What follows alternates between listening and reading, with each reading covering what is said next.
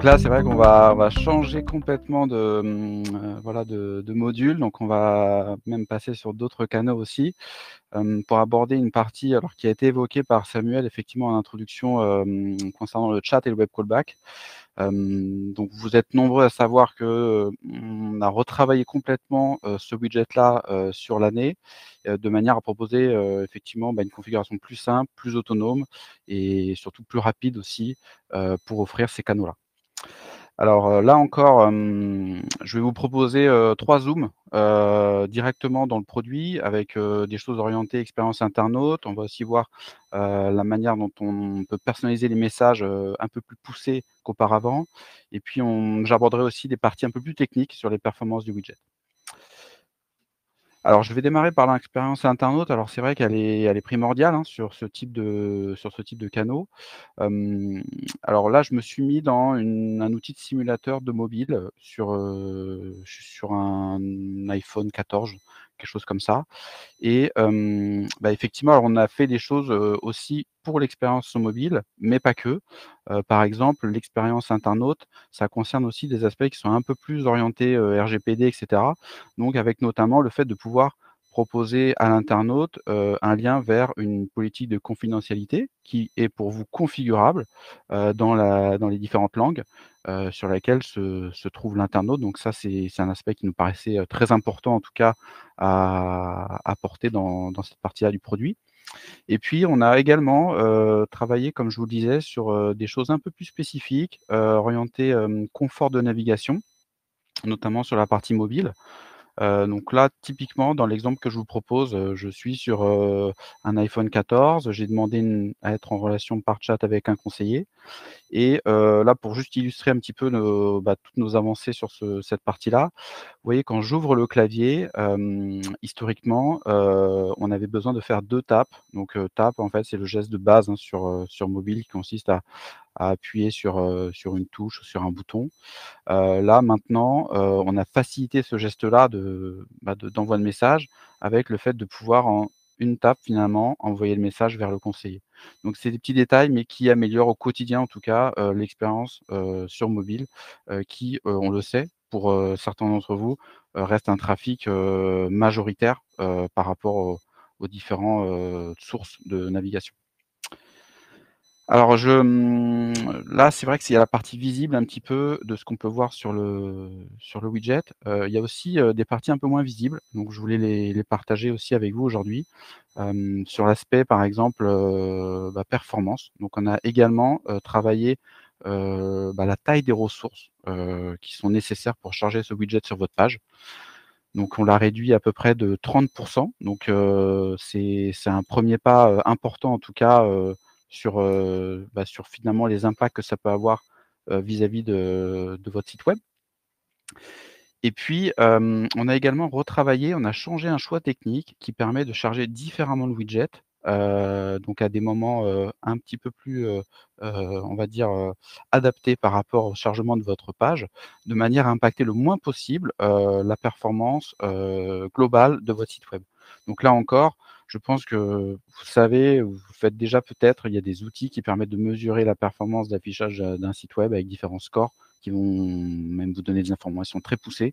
Donc nous, on travaille avec ces outils, on travaille avec certains d'entre vous aussi, pour confirmer qu'on va dans le bon sens et là, ça me paraissait important en tout cas de le noter aujourd'hui dans le cadre de ce club utilisateur. Parce que c'est vrai qu'on ne le voit pas forcément à l'écran, quand on est d'un point de vue internaute ou conseiller. Et je vais aussi également faire un troisième zoom.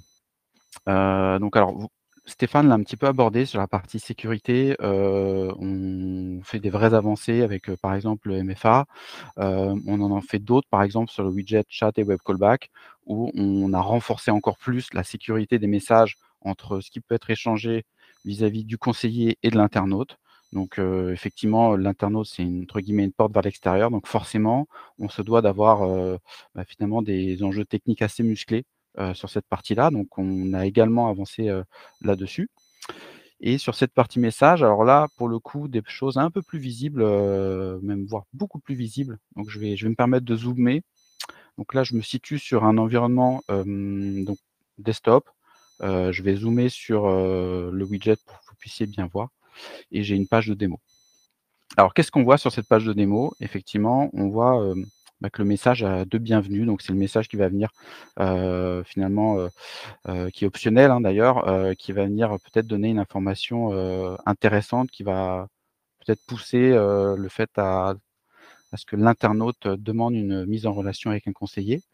Il a été un petit peu personnalisé, on va dire, avec un mode expert ou qui vous permet d'avoir, plus de style qu'auparavant.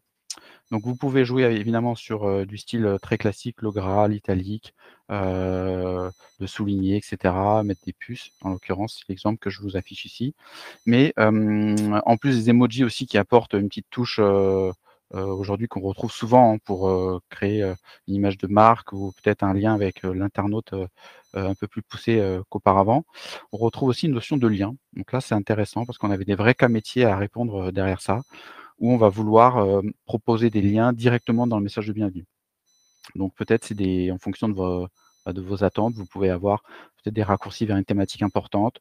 Vous pouvez avoir une saisonnalité et avoir une information, peut-être sur une billetterie ou sur une période qui est sujet à justement à impacter l'internaute et ça c'est intéressant. Alors ça peut être aussi, peut-être, un code promo mis en gras ou tout simplement un rebond vers, votre pass Messenger. Donc cette option de lien, elle est proposée aujourd'hui dans le produit et elle peut répondre justement à tous ces cas.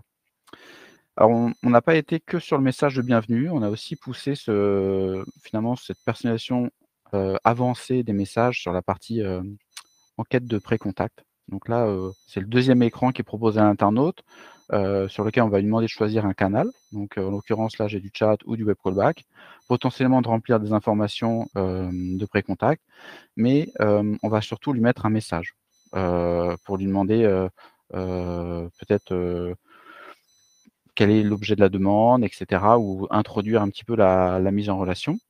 Et là encore, vous retrouvez la possibilité d'avoir du style, des emojis et aussi des liens. Donc là, on sait qu'on a des clients qui l'ont déjà mis en place, comme par exemple un lien vers, une FAQ sur un sujet redondant comme les livraisons ou les possibilités de paiement. Donc ça, c'est des choses qui sont très faciles à mettre en place en quelques clics, qui sont en temps réel, donc vous pouvez les ajuster, quand vous voulez, directement depuis l'administration Unified et ça nous paraissait, en tout cas important, de pousser le widget dans ce sens-là parce que la tendance aujourd'hui, c'est qu'effectivement, les marques font de plus en plus d'efforts, hein. Si on regarde l'observatoire, des services clients 2024, c'est clair et net, hein. Il y a plus 4 points sur la partie, effort avec, 79 des marques, qui sont jugées par les Français, 79 pardon, des Français qui jugent que les marques font de plus en plus d'efforts pour, répondre à des demandes via des canaux à distance, donc typiquement sur du chat, ici. Donc c'est 4 Français sur 5, c'est pas rien. Heu